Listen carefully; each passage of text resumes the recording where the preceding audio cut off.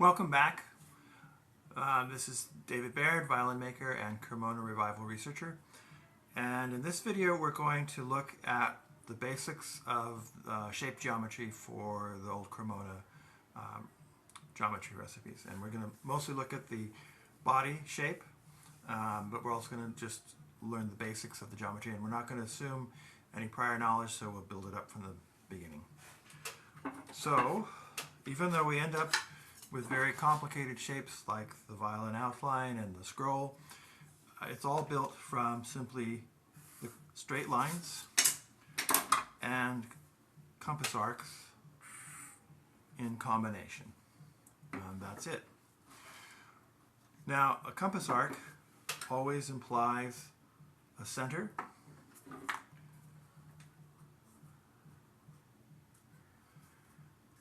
like that, and also a radius, the distance from the edge to the center.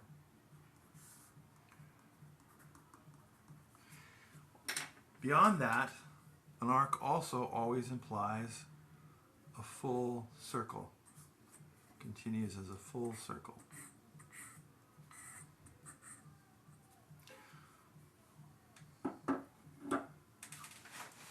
So we're interested in what happens when we combine arcs and lines.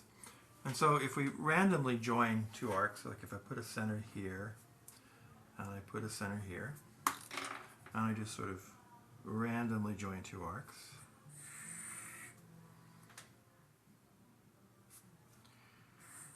usually what's going to happen is they form what we call a cusp shape. So if I wanted to follow this path and then continue this way, they've met in a point, but it goes off in a different direction and it forms a cusp.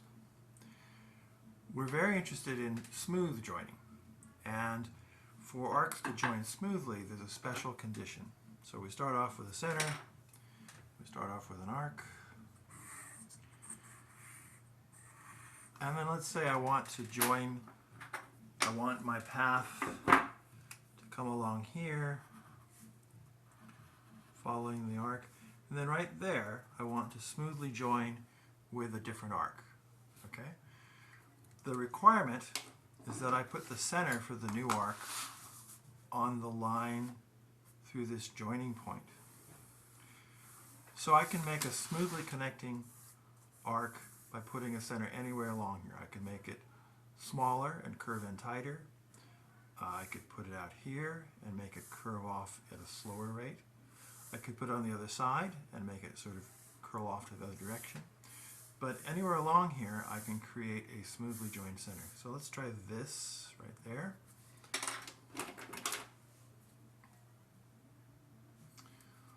And there we go. We get a new path with a different radius, but it smoothly joins to the other. Similarly, if I want to smoothly join a line from this right there, there's another special requirement. So again, we're interested in the line from the joining point to the center. That line's important to us. And then the requirement is that we head off at a right angle to that radius. That's the requirement. And then we get a smooth join. Maybe I didn't line those up perfectly, but you can, and that's how you create a smooth join. Alright, to continue now, we're going to want to have some terms for the areas of a violin shape. This, of course, is the mold that a violin would be built off of. And whether we're talking about the instrument itself or the mold, the areas that curve here, these main curves, we refer to as bouts, and they run between the corner areas. And so we have an upper bout, a center bout, and a lower bout, and then we have corners. And so those are the basic features of our body geometry. And it might seem surprising, but both this upper bout shape and the lower bout shape, they're based on overlapping circles, a pattern of overlapping circles. And historically, they ended up calling those Vesicae for a curious reason. Somehow they thought that the overlap of a pair of circles looked like a bladder, like a fish bladder or a bladder.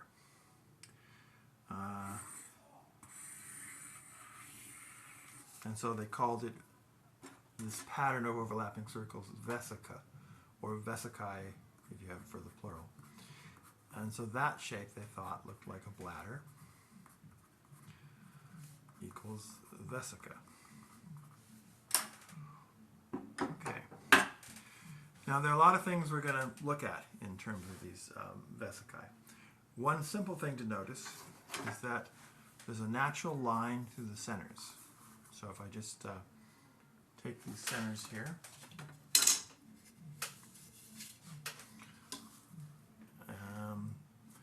there's a natural line that runs from the ends of the circles through the center, and it divides that line. This line gets divided up into three parts. We have this first part here, we have a middle part, and then we have this part here. And notice that the two outer parts equal the radius of each of the circle. Right? These parts equal the radius. And the center part we'll call a gap, or the center gap. Okay, so I could make a Vesica just by sort of randomly picking centers and randomly picking a radius.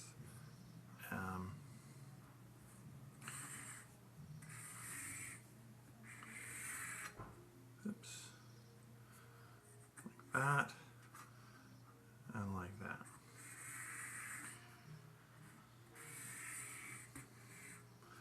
But for our Cremona geometry, we're usually interested in things being in proportions at the same time.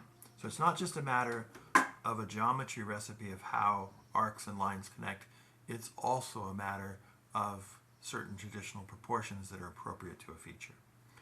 So with our upper and lower bout shapes for the body, they are based on these overlapping circles, but in specific proportions, certain proportions that are traditional. So for example, I could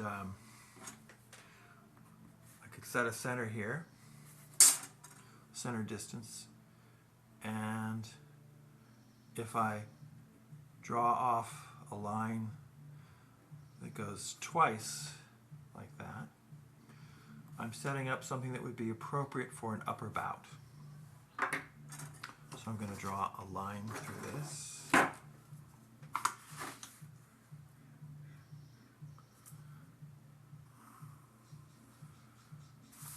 And now my line, it's not just random. I have one unit here and two here and two here. So I'm going to refer to that as 2, 1, 2 proportion for a Vesica. And then if I draw that Vesica out, we get something that looks kind of running off the page. It didn't plan that very well.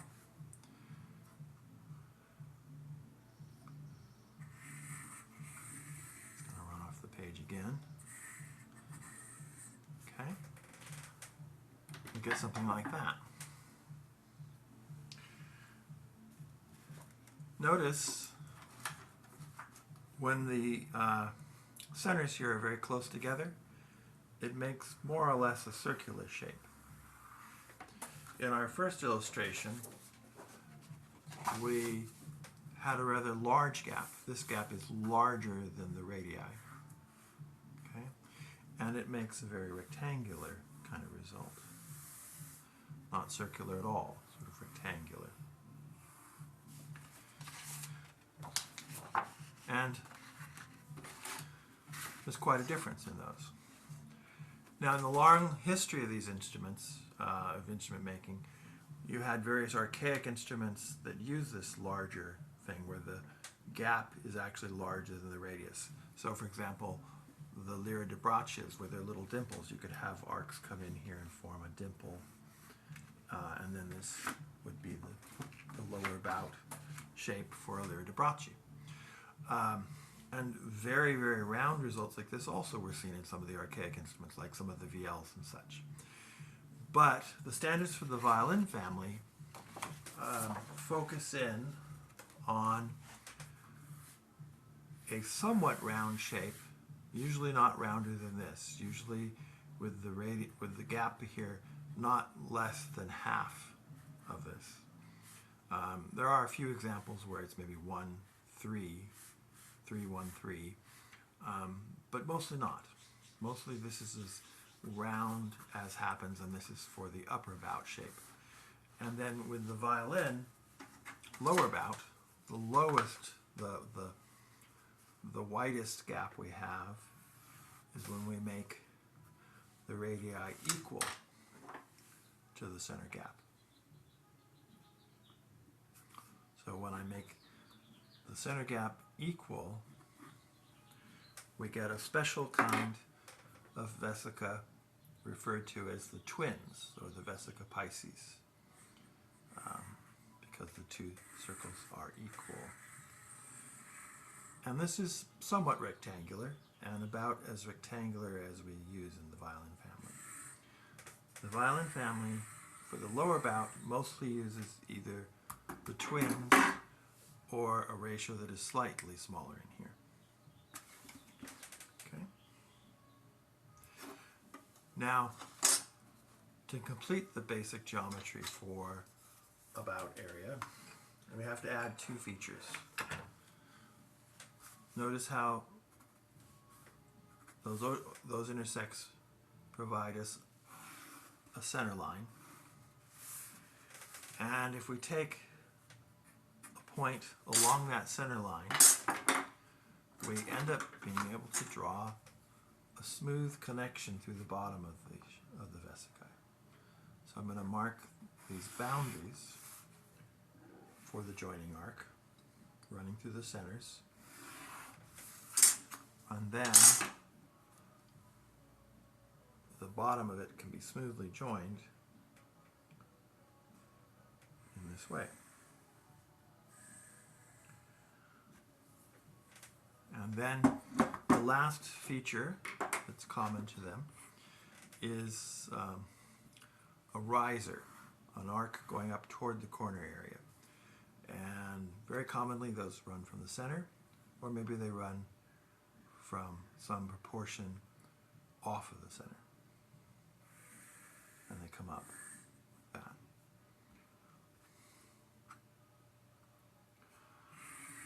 And then from this we start to see the basic shape of a bout.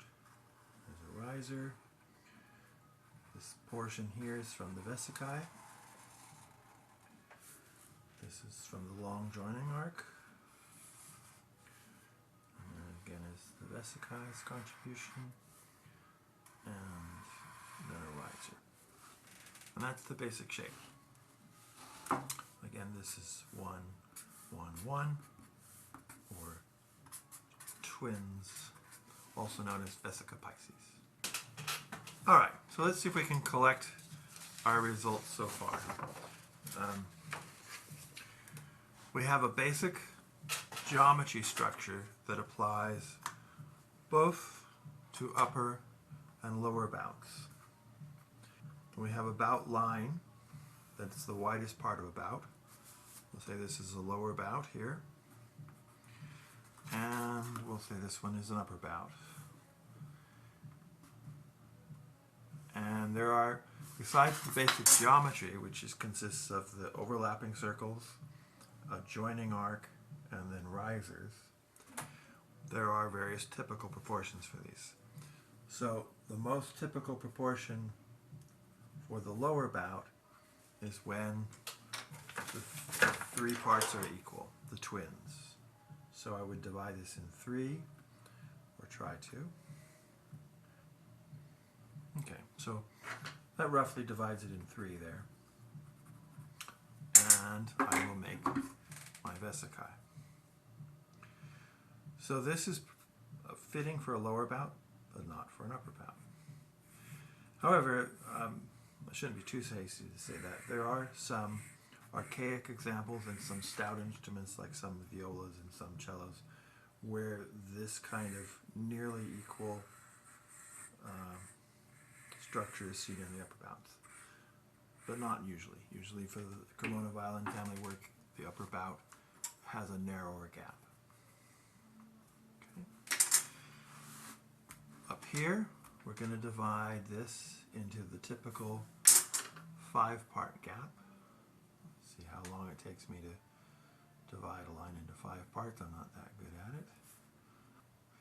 And this is part of what all this Cremona revival proportions, they're partly just about things that are convenient to work with dividers, just as I'm doing right here. That's why the proportions are all simple integers, because simple integers are what you can walk off easily with dividers. All right. So now here we're showing equal proportions, and here this is 1/2. This is equal to the radius, and this is 1/2 the radius.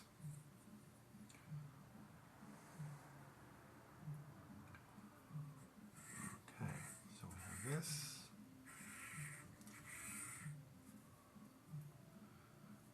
And we have this.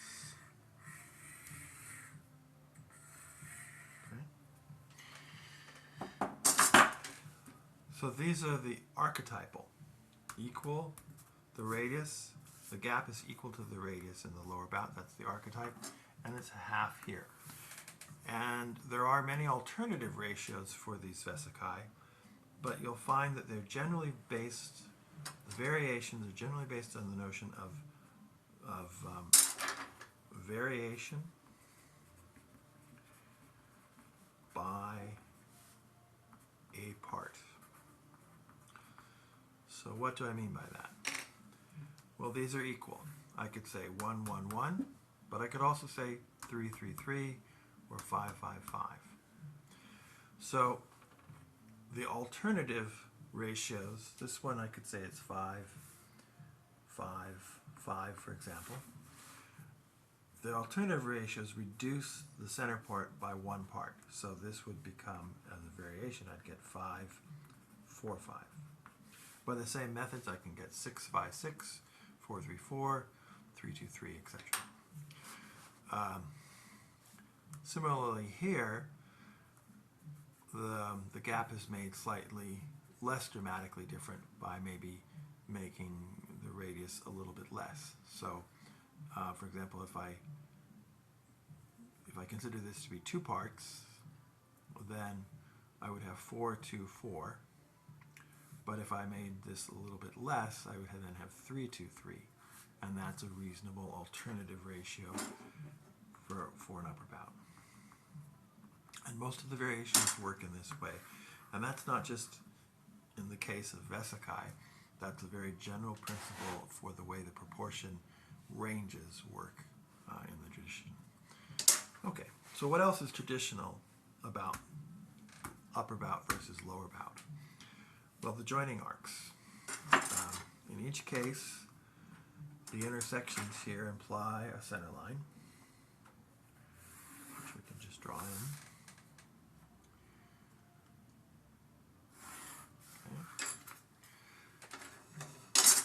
Okay. And we join this with a long arc.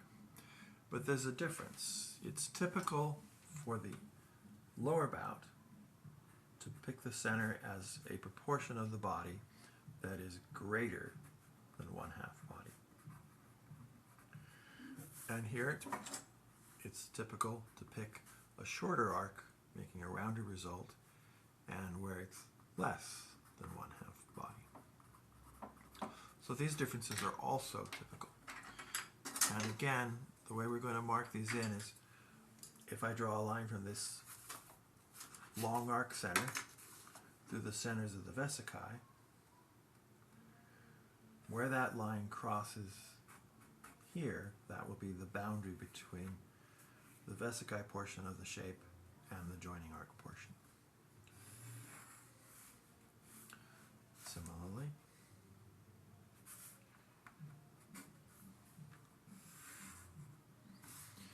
and here we've drawn a shorter one. Now normally these are not random, again everything proportion. Usually it's a proportion, so it might be 4/5 of the body, or here it might be 1/3 of the body. Those are typical results. So again, from this center through the Vesica center shows me where the boundary will be. And I can just draw a line to visualize that. I can just draw a straight line to visualize that. So when we put these in,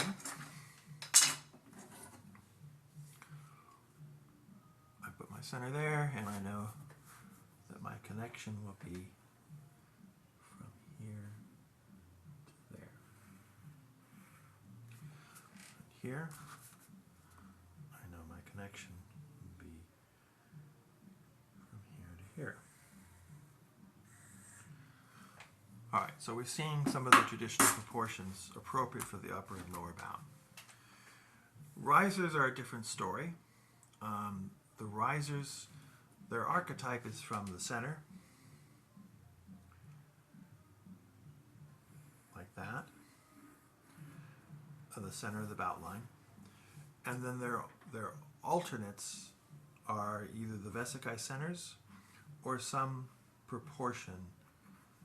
So like if I divided that into 4 parts, that might be an alternative place for my riser. Or if I divide this into same 4 parts, I might pick this as the center for the riser, or I might pick this. So what happens is the midpoint here is usually the tightest radius that we use, and then the others are longer options that rise up more gently. And this choice is not made early. It's made once the corners have been worked, and it's made ad hoc. It's made for the purpose of creating a good join into the corners. So it follows the corner work. Same principles up here.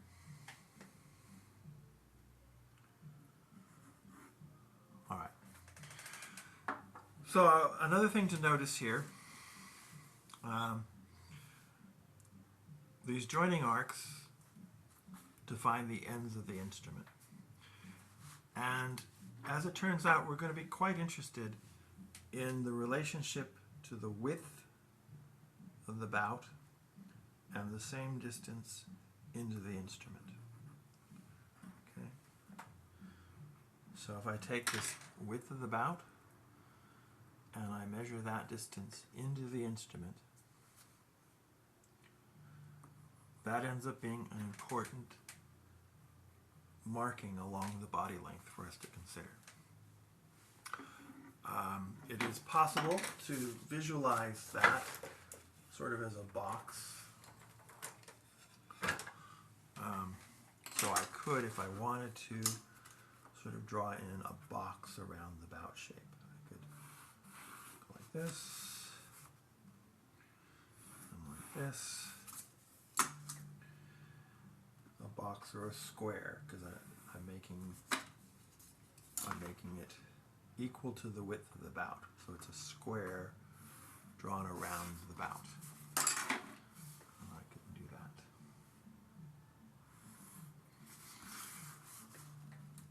Now, whether you imagine this as a square around the bout, or imagine it simply as a distance from the end in, these bout distances here end up being very important in our working of the center of the instrument and the planning of the instrument. So that's what we'll look at next. Like that. Okay, so we've looked at the lower and upper bout independently. Now we can look at how they work together to frame an instrument and give it its structure.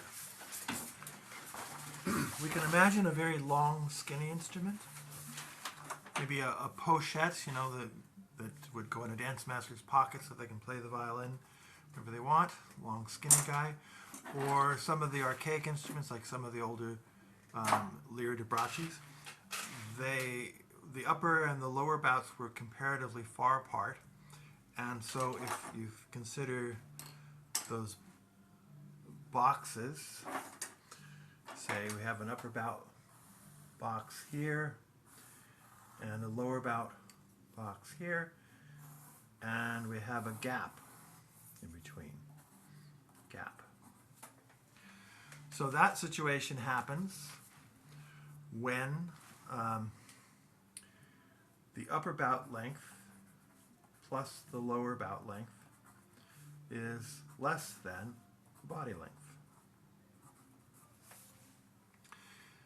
So as we said, that does happen in a few special cases. Stradivarius made a pochette where this is happening. Some of the archaic instruments, but it is not at all typical of violin family Cremona work.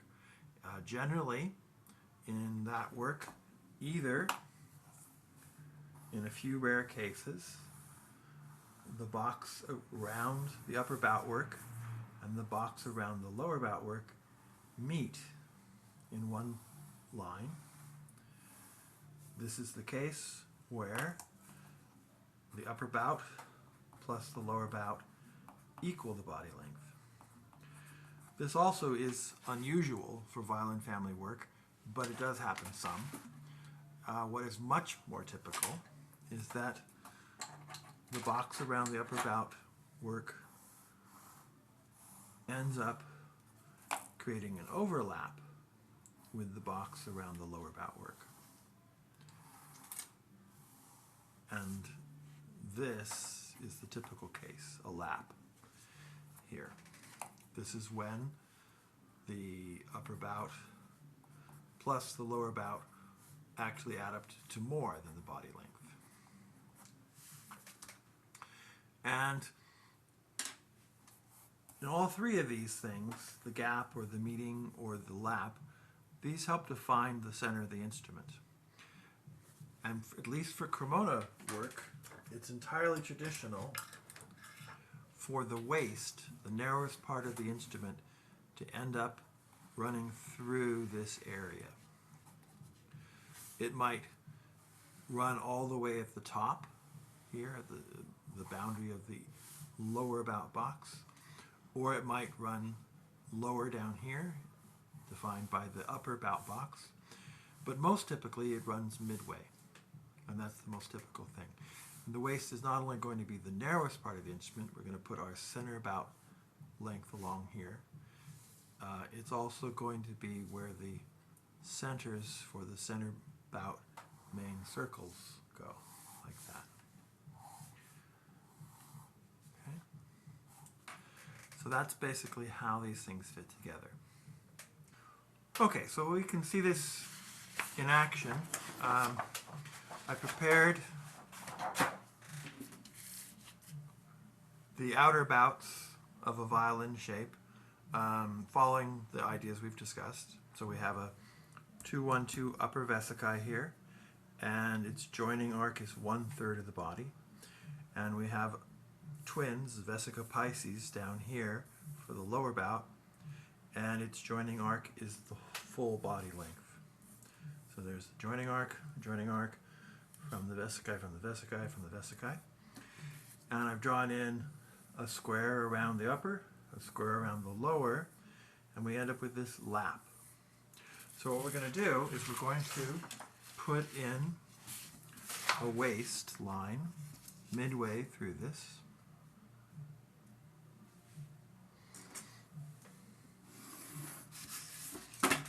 And then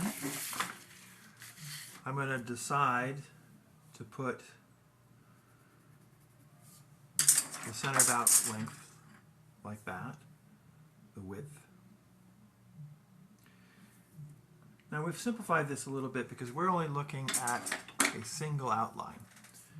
Normally, there's an interplay between an inset outline for the purfling or mold line and an outer line. And it's rare to set the Vesicae both on the outer or both on the inner line. Usually there's a mix of how elements are set. But we've simplified our discussion by putting everything as if it is an inside line. And similarly here, I'm going to place these here, and I'm going to draw in the large circle for the center bouts. And normally that element does go to the inside line. And the radius for that large circle is generally based on either of these bout diameters. So this diameter becomes the diameter, or this one becomes the diameter. In some instrument types or some cases, particularly like cellos and stouter instruments, it might end up being a Vesica diameter that's used here. And it's not, this is a decision that isn't really settled a priori, settled beforehand. It's actually something that gets revisited. I can make my decision and make a mold, and there's nothing going to push me around. But then when I use the mold and I make sides and I'm making an instrument, I get ready to design the back. The actual way the sides turned out might end up making this shape a little tighter than this one. And it might happen that I choose the lower bout circle as a better fit here, and the upper bout circle is a better fit here. This is an asymmetry of actual design choice that we see in many examples of classical Cremona work. So that's what I'm going to do. I'm going to take half of this bout as my radius, and I'm going to go from there and mark my center, and I'm going to mark in this large circle. And I'm going to do that on the other side.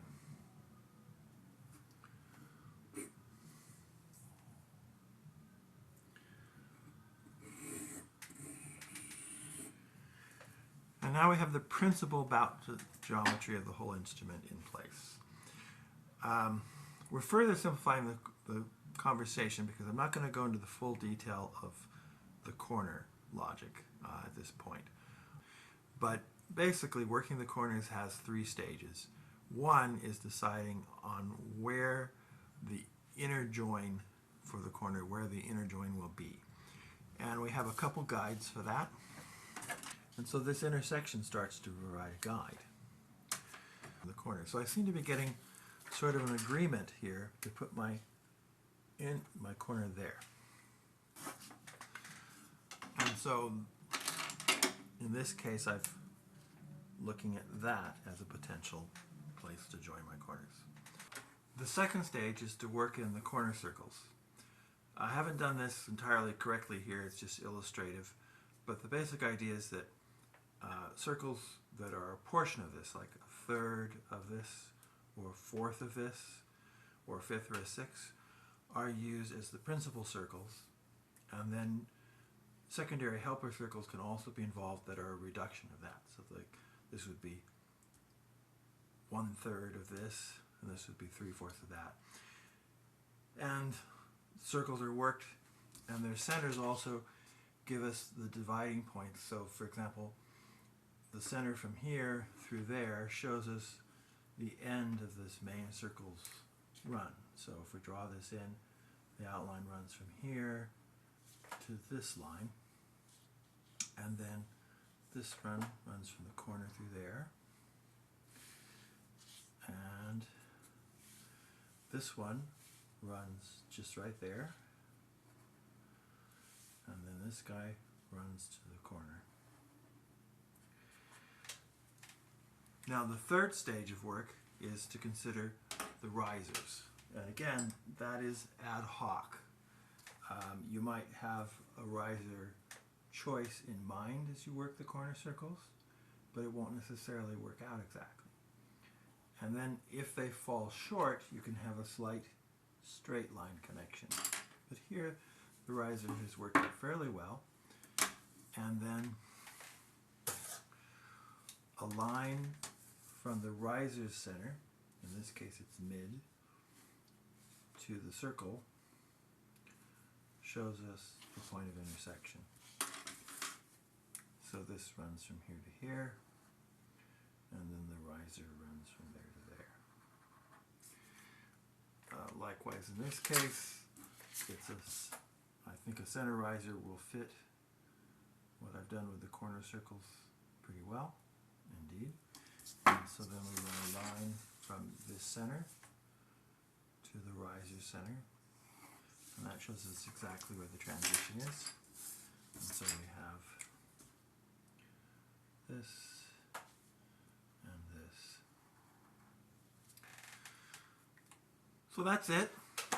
Thank you for watching this Cremona Revival video on the geometry, the basic geometry principles for violin family work. A lot of these principles with slight modification apply to other types of instruments also, but we've focused of course on the violin family. And please pardon the crudeness of my drawings. These are just illustrative here.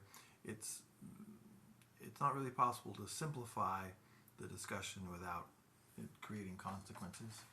There are a few more details involved in the full picture of the geometry, and there are interactions. So for example, the choice of the corner levels interacts with the bridge line, and both of these things interact with the waist, and the boundaries for the sound holes interact with that. And so we will go, in other videos, we will go into these things completely and bit by bit. But this is meant to be just an introduction to the principles. Thank you.